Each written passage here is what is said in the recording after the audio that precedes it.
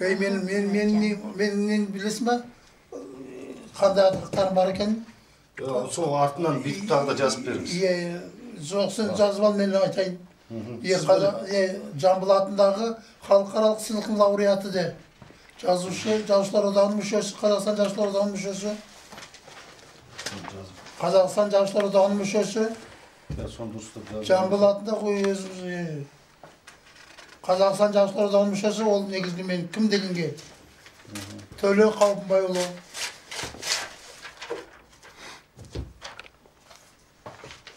Содан кейін жазып алыңыз, Сіз бірінші мына сөйлей беріңіз. Айта беріңіз. Төле Қауымбайұлы, Қазақстан жазушылар одағының мүшесі, Жамбыл атындағы халықаралық сыйлықтың лауреаты, Мұқағали Мақатаев атындағы әдеби сыйлықтың лауреаты, құрмет орденінің иегері, Алматы облысының құрметті азаматы, Райымбек ауданының құрметті азаматы, менің қазір лауазым еңбек еткен 37 кітап жаздым, 5 сомдығым шықты, 5 сомдық шығармалар жинағым шықты. Құдайға шүкір деп айтайын. Мына біздің қызық қой, өткеннің барлығын жамандайды кейбіреулер. Ол дұрыс емес, өткенді жамандауға болмайды. Өткен біздің тарих, тағдыр біздің қазақ халқының. Өткен жамандасаң, болашақ саған зеңбірекпен атады деген сөз бар. Өте дұрыс сөз. Өткенді қадірлеу, өткеннің барлығы біздің ата-бабаларымыздың тарихы.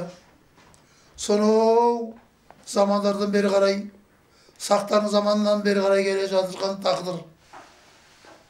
Оны тағдырды ешкім сұрап алмайды. Ол Алланың берген жазуы.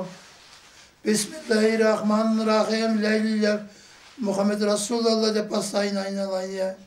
Алла тағала мен өзін қолдау, өзін жар бол айналайын. Ата-бабаларым қолда айналайын.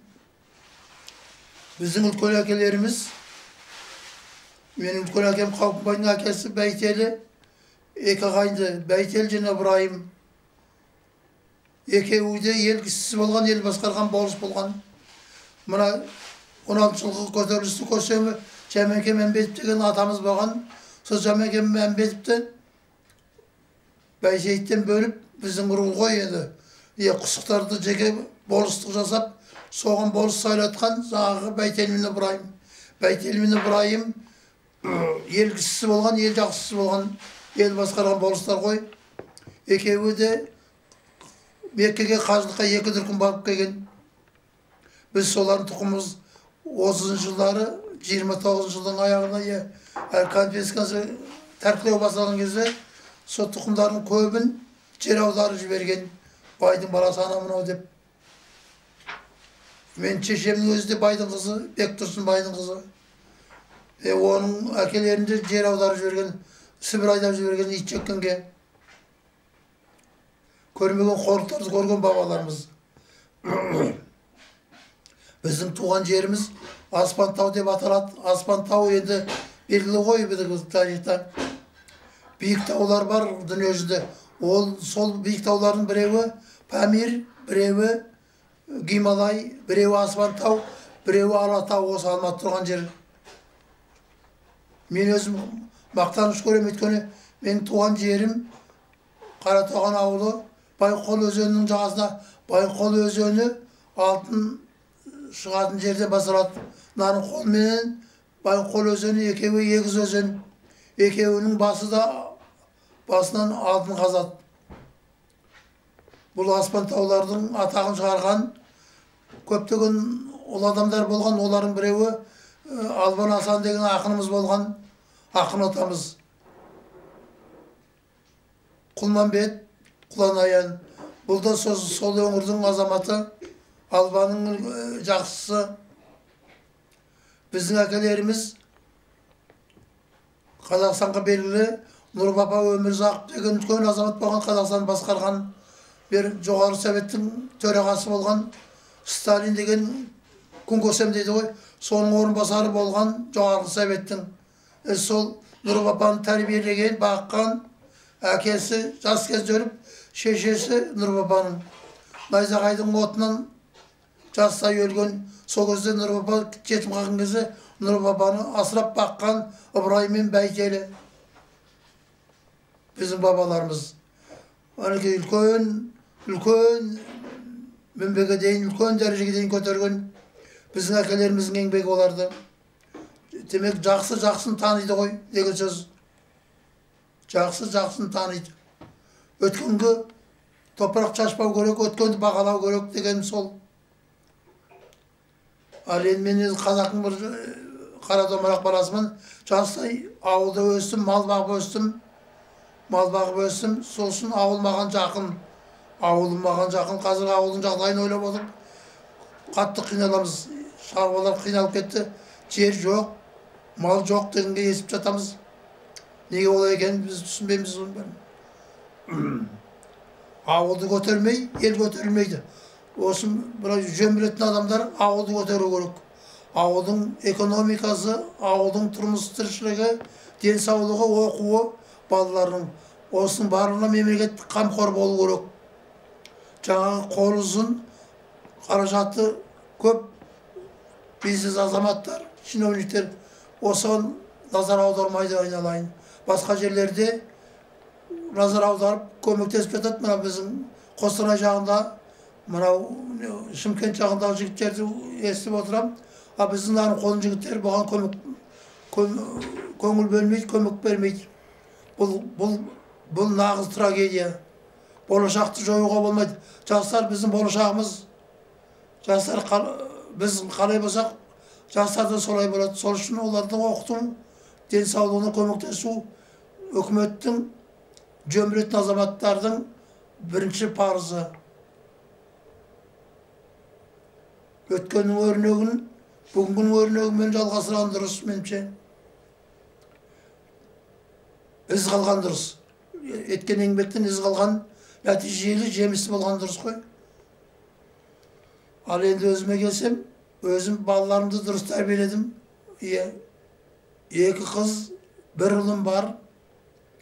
Бәрі де жоғары білім алған. Үлкен қызым экономист, Ақерке. Үлкен жерде жұмыс істейді. Құдайға шүкір, балалар бар. Үлкен баласы Қанат Келімбетов, қазір Астанада бір министрлікте орынбасар болып жұмыс істейді. Ол да менің бақытым. Содан кейінгі ұл балам, дәуренім, мынау Тамос деген ағылшынша оқытатын оқу орны бар. Соның президенті, өзінің жекеменшігі, өзі ашқан математика, физика ғылымдарының кандидаты, өзі ағылшынша таза біледі. Кіші қызым Америкада бір үлкен институтта ректор болып жұмыс істейді, елдара. Жолдасым, Құдай қосқан қосағым, Ләйлі Ғаббас қызы, ол да оқыған адам, әке-шешелері оқыған, білім алған, үлкен ұстаз болған адамдар. Өз әкесі Ғабдөл Астрахан қаласында, Астрахан қазіргі Ресейдің Саратов қаласында пединституттың мұғалімі болған, оқыған адамдар. Солардан шыққан қасиет болу керек, балаларды оқыды. Сол үшін мен бақыттымын деп айтатым сол. Мен бақытты адамның біреуімін. Әкелерім бақытты болмаса да біз үшін енді өмір сүрді ғой. Солардың ойлап отырып, ой жарықтықтар қалай өмір сүрді екен деп ойлап отырам. Біз бақытты ұрпақпыз, мен өзім бақытты адамын. Қаншама еңбек еттім. Құдайға шүкір, мұғалімдерім жақсы болды менің. Мен оқытқан мұғалімдерім өте жақсы. Университетте оқыдым, Ияз Шетілер институтында оқыдым. Сонда оқытқан профессорларым бәрі мықты болды. Менің ұлы ұстаздарым Зейнолла Қабдолов, ұлы ұстаздарым Бейсенбай Кенжебаев, ұлы ұстаздарым Ибраим Маманов, атақты Маманияның тұқымы. Зейнолла Қабдолов, менің ұстаздарым. Мені осы үлкен жолға салған соларға мен қарыздармын деп ойлаймын. Қарыздарымда парызымда солардың маған берген білімін дұрыс пайдаланып жастарға беру керек деп ойлап отырамын. Менің ұстаздарым ұстамды, ұсынды болды. Одан не алдық, нені жүзеге асырадым, ол жағын білмеймін. Оны енді мына жастар білет, мен төңірегім білет, бірақ мен ойлаймын жаман болмаған шығар деп. Себебі енді о 50 шақты кітап жазым, 5 томдық шығармаларым шықты. Бұның бәрі халыққа ұсынған еңбек қой.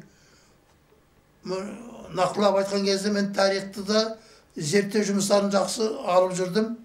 Мұна Жалайырдың тарихын, Албанның тарихын, Райымбек Батырдан бастап, Байсейіт Батырдан бастап, барлығын қатарға қосып, анықтап жазып берген мына менмін. Солардың ұрпағымын айналайын. Еңбегім жан деп ойлаймын. Райымбек Батыр жөнінде, Райымбек Батыр, Уран баба Райымбек деген роман шықты. Сонан кейін кім туралы роман шықты, мына Қараты Тұрысып туралы Тұлға деген роман шықты. Қараты Тұрысып қоғам қайраткері, үлкен адам болған адам. Сонан кейін Асанбай Асқаров туралы мемлекет қайраткері, қоғам қайраткері Асанбай Асқаров туралы романым аты не? Халық перзент деген роман, Сонан кейін мемлекет қайраткері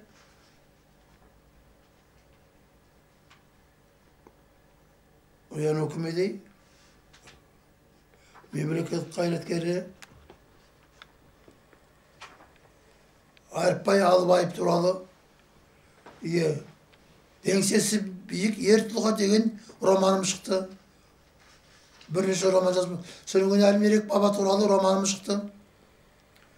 Біздің елде жаңа Байсейіт Батырға ескерткіш қойылған, Шоған абызға ескерткіш қойылған Қайнар ауылында. Байсейіт Батырға ескерткіш өзіміздің туған жеріміз Жамбыл ауылында қойылды. Осы ескерткіштердің барлығын түп атасын негіздеп архитекторларға үлкен еңбек етуіне көмектескен мына менмін. Сол еңбегім жан дейтін сол. Райымбек Батырға ескерткіш орнатылды. Райымбек туралы менің романым шықты, айналайын. Байсейіт Батырға ескерткіш қойылды Жамбыл ауылында, біздің туған жерімізде. Онда да Байсейіт Батырдың бүткіл ерліктерін халыққа танытқан, жастарға танытқан мына менің еңбегім жанды деп әлгі мақтанып отырған жерім сол. Ұрпақтар жақсы өсті, жақсы тәрбиеленді. Ол үшін көп. Тағдырыма рахмет. Тағдырды ешкім жасамайды, тағдырды Алла береді.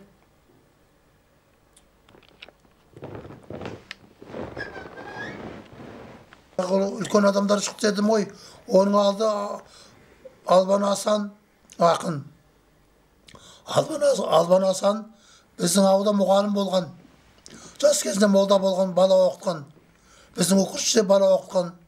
Соның жалғасы жаңа Құлманбет, Құланайын Құлманбет біздің елдің үлкен ақыны ғой. Жәкеңмен, Жамылмен айтысатын үлкен ақын. Үлкен ақын, қазақтың абыройы.